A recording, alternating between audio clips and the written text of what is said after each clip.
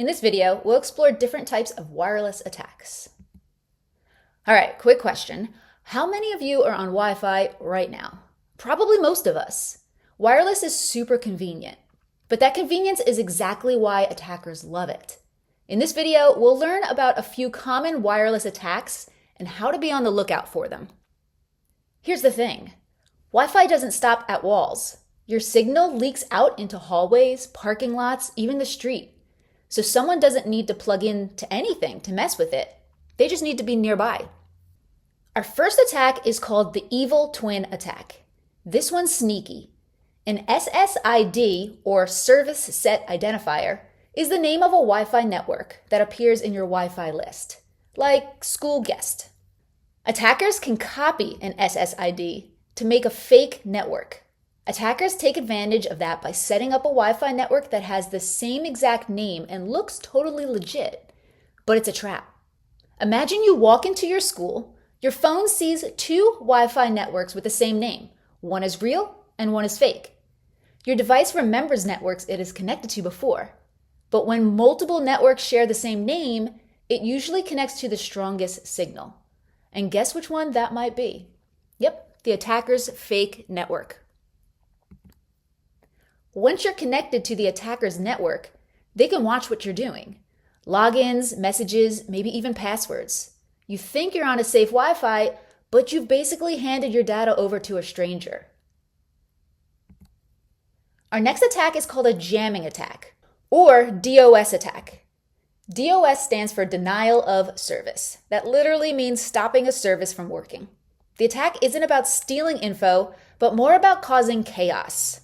The attacker blasts a strong electromagnetic, or EM signal, that creates interference, so no one else can communicate over Wi-Fi.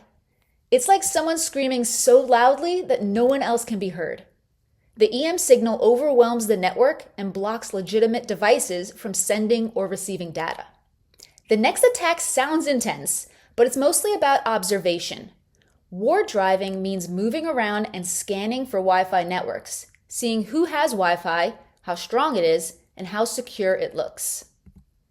You don't even technically need a car for this attack. Someone could literally just walk by a building and learn a lot, like where the signal is strongest, where internet access points like routers are, and which networks look unprotected. By itself, ward driving might not hurt anything, but it gives attackers a shopping list of targets. It can be the step right before bigger attacks. This act of gathering information is called reconnaissance. It's usually shortened to just recon. And it means gathering information before an attack. It's like checking doors and windows before trying to break in. You're not stealing anything yet, just learning the layout. All right, let's test your instincts. I'm going to describe a situation and you take a guess which wireless attack is being used. The Wi-Fi suddenly stops working during an event. Nothing crashes, nothing is hacked, it just stops working.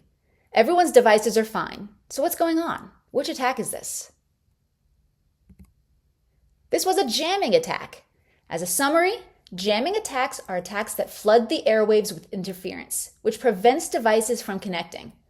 The goal is to disrupt access and availability. Here's scenario 2. Someone maps the signal strength outside a building. No one connects, no one breaks in, they're just collecting information. What attack is this? This was a ward driving attack. This attack scans and maps Wi-Fi networks to collect signal strength and security info. The goal is to perform reconnaissance, which is collecting information about a target. The next scenario is the sneakiest. The attacker's network disguises itself in a cafe to match the free public Wi-Fi network.